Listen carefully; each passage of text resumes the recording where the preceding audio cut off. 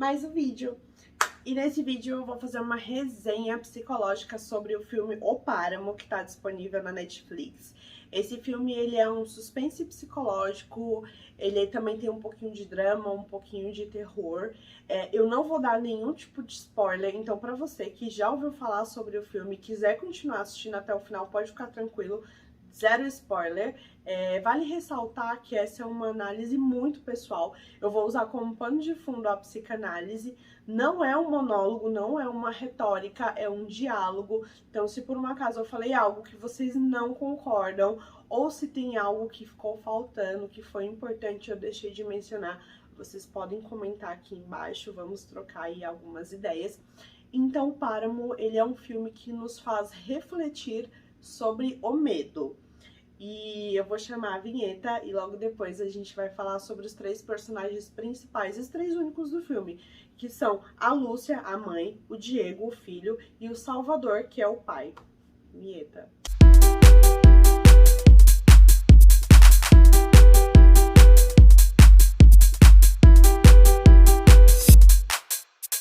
Contextualizando rapidinho, a Lúcia e o Salvador, eles são os pais do pequeno Diego. O filme, ele se passa ali na Espanha do século XIX. Ao assistir o filme, você percebe que o filme ele é extremamente cinza. E esse tipo de fotografia, ele representa ali um pouco do estado psicológico dos personagens da época. Eles vivem isolados por causa da guerra, e o ser humano, ele é um animal extremamente social. Então, viver isolado, fora do contato de outros seres humanos, dá margem para emergir alguns distúrbios psíquicos. E aí, como pais, cada um vai tentar educar o filho, proteger o filho, oferecer o melhor que tem de acordo com a criação que teve. Então, a gente consegue perceber algumas divergências. A Lúcia, como mãe, ela tenta colocar o filho meio que numa redoma, né, numa bolha, tenta fazer esse tipo de proteção, essa é a estratégia dela. O pai, ele é um pouco mais incisivo, e a tentativa dele, o que ele entende como proteger o filho, é ensiná-lo a ser homem, a ser corajoso desde pequeno. O filme não mostra, não fala, né, quantos anos o Diego tem. Eu chuto que ele tem aí entre 7 a 10 anos. O pai, ele é visto como uma figura de autoridade, de proteção, ele é realmente ali a base da família. Porém, esse pai, ele vai embora. E o motivo pelo qual ele escolheu ir embora, em primeiro momento, nos parece muito estranho. Isso dá a entender que ele já queria ir embora muito antes, estava talvez ali esperando algum momento oportuno. E quando esse momento chegou, por que ele escolheu esse momento e não simplesmente ir? A impressão que fica é que ele se preocupava em como a memória dele seria lembrada pelo filho Diego.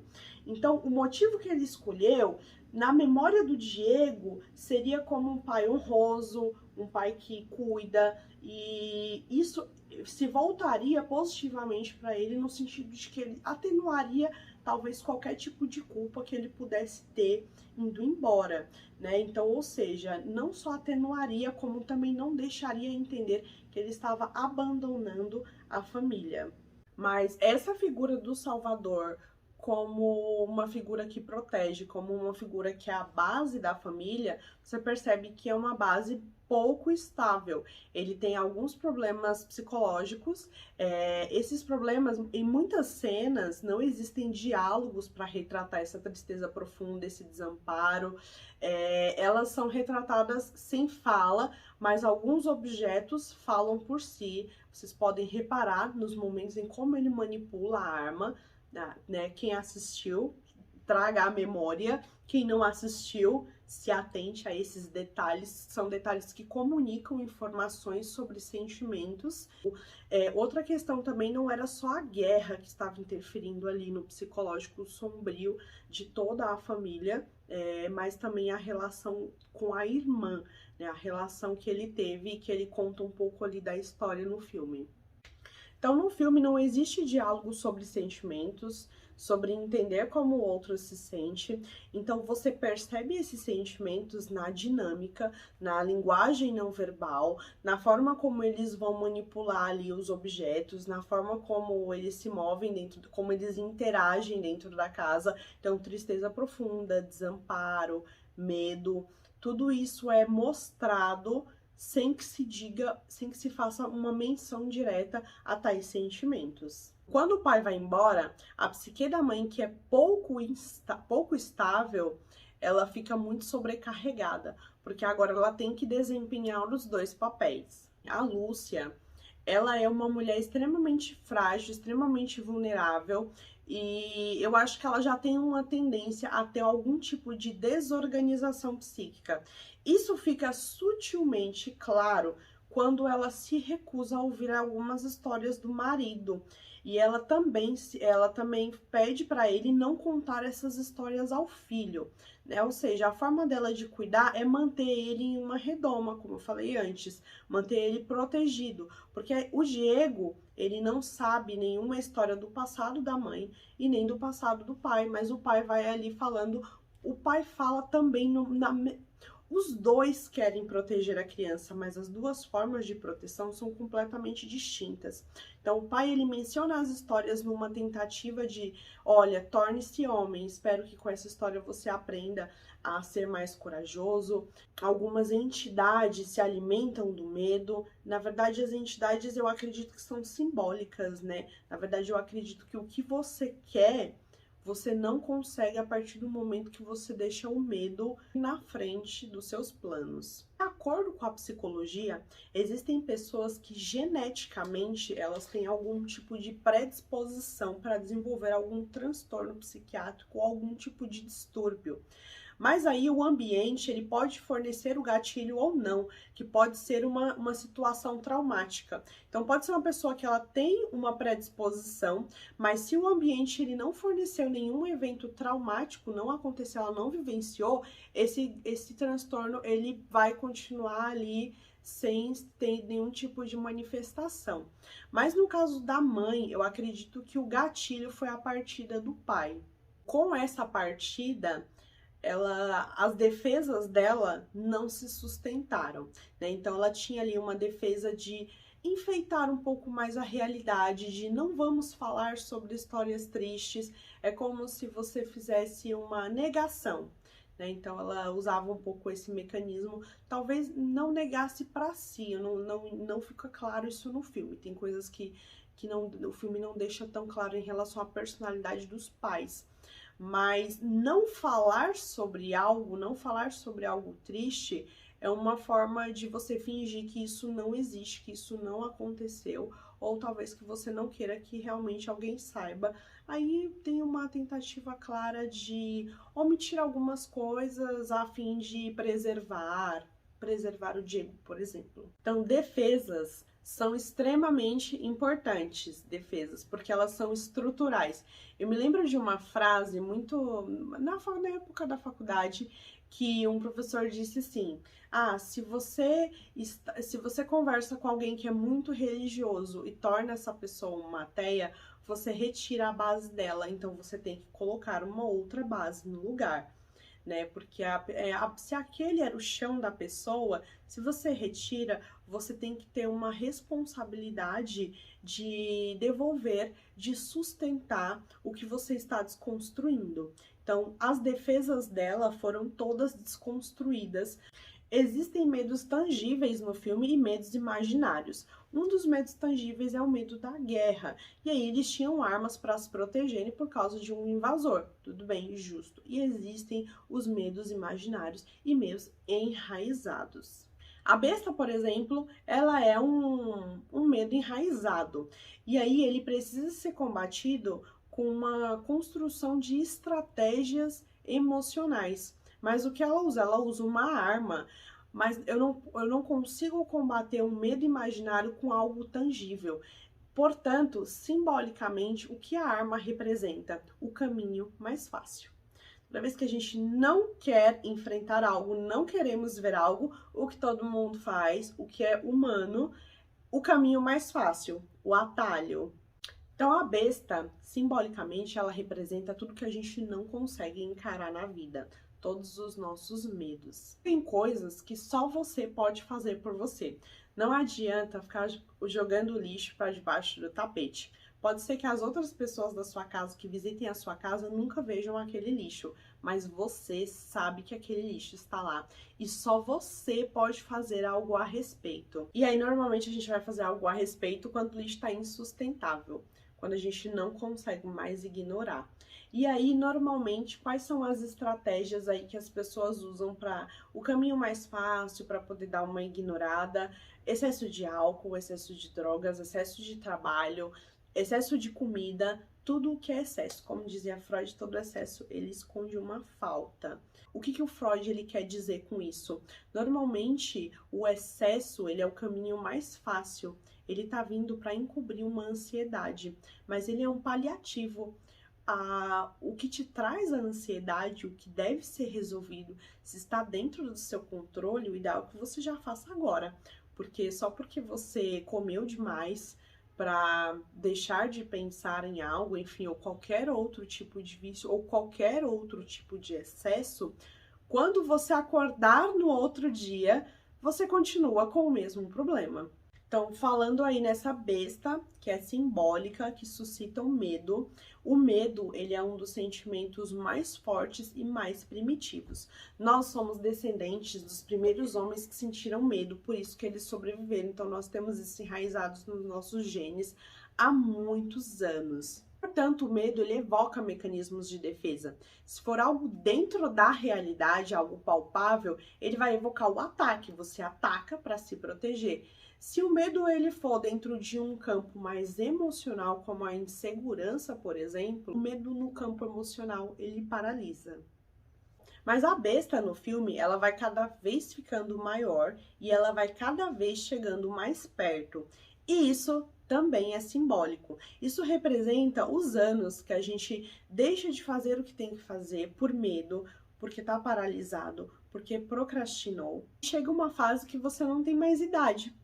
Ou você sucumbe, ou você enfrenta. As lições do filme nesse momento é falar pra gente ter a coragem de encarar os nossos medos.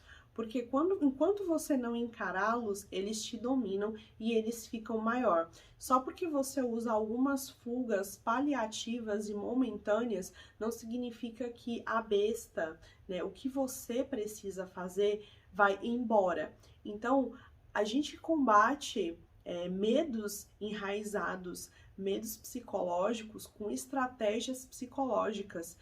A gente combate, entende, enfrenta, assimila a partir de dentro, não são com recursos fora.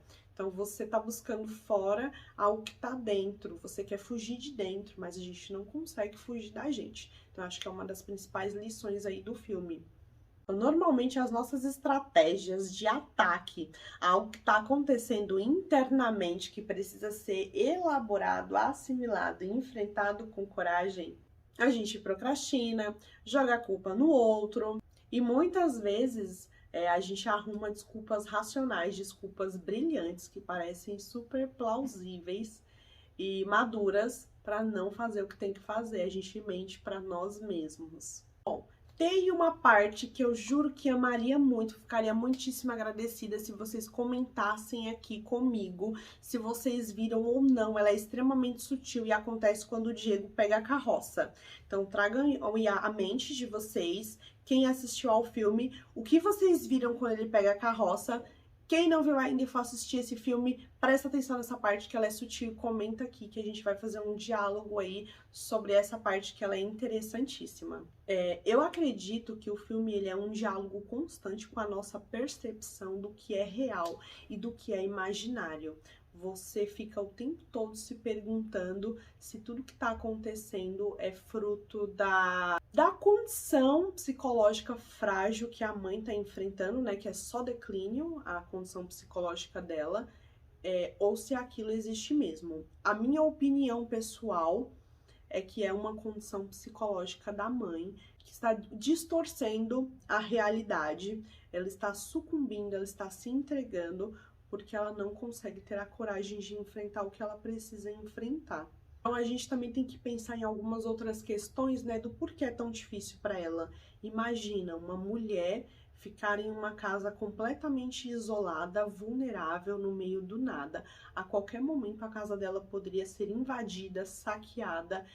E também tinha uma outra questão que eu também achei bem simbólica, que o pai ele definiu uma linha, né, ali ao redor da casa, ao qual não poderia ser ultrapassada. Então aí mais uma vez o filme ele traz outro aspecto para poder falar do medo, ou seja, uma figura de autoridade te diz para não passar de um limite e você não passa. Porque você não sabe o que você vai encontrar se você passar. E mesmo que você passe, ali na sua cabeça sempre vai ter a questão de, poxa, alguém que eu confio me sugeriu que não é para eu passar, estou desobedecendo alguém que conhece muito mais do que eu, alguém que eu dou muito mais importância.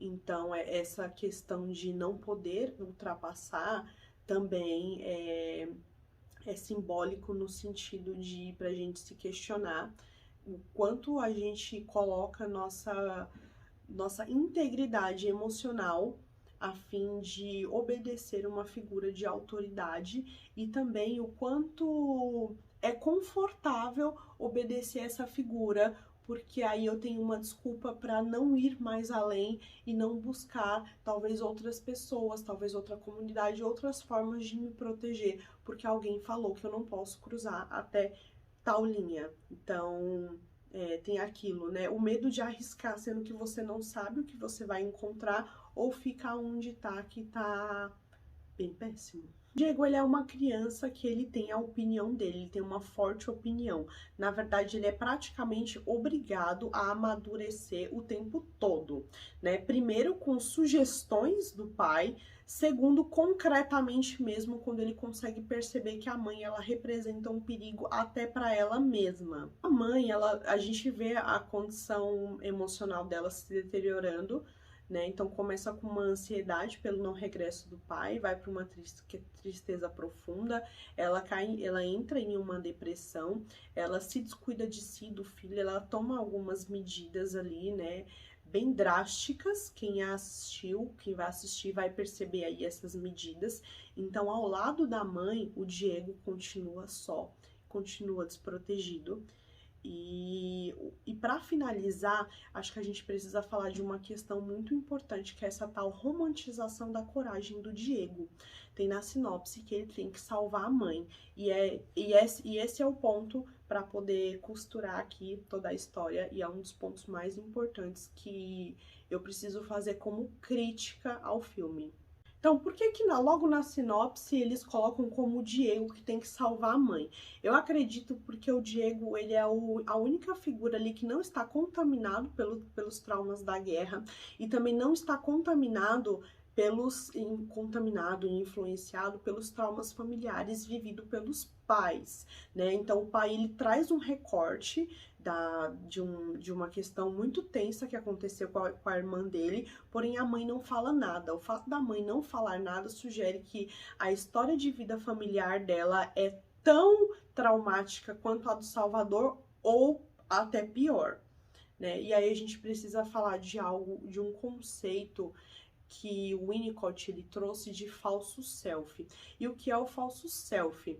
É quando a criança ela percebe que o ambiente ao redor não consegue protegê-la, o ambiente ele não consegue cuidar, não consegue fornecer meios para que ela sobreviva e se mantenha íntegra. Então, quando esse meio não fornece para ela se proteger, ela precisa construir uma casca para proteger o self mais frágil. Então, ela constrói uma personalidade falsa com o intuito de sobreviver àquele ambiente hostil e pouco acolhedor.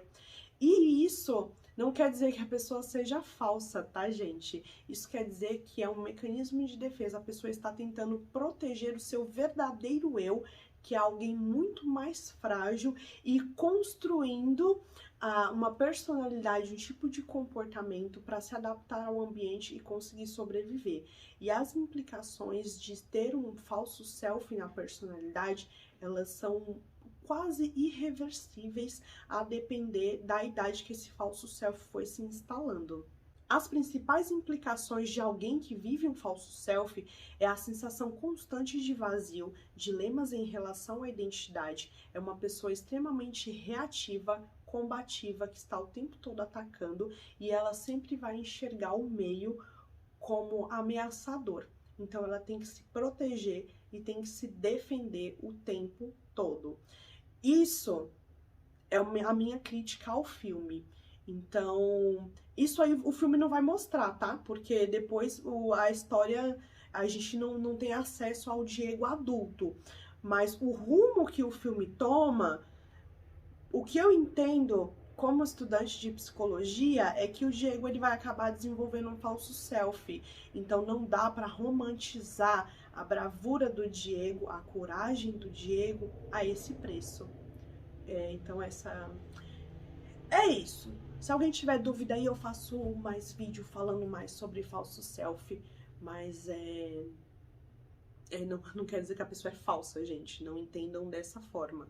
A pessoa, ela construiu uma imagem para proteger o eu que é mais vulnerável. Na verdade, é uma defesa muito válida, mas que é uma defesa que traz muito sofrimento, porque não é uma defesa consciente.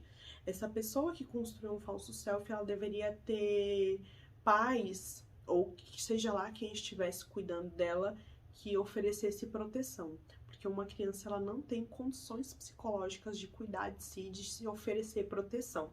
Ela tem que viver todas as fases da vida dela. Enquanto ela é criança, ela vai aprender a se proteger de acordo com como os pais a estão protegendo. Então, depois que ela tem uma adolescência adulto, aí é outra história. Mas enquanto ela é criança, ela não tem nenhum tipo de base para ter que amadurecer tão precocemente. Isso é extremamente perigoso.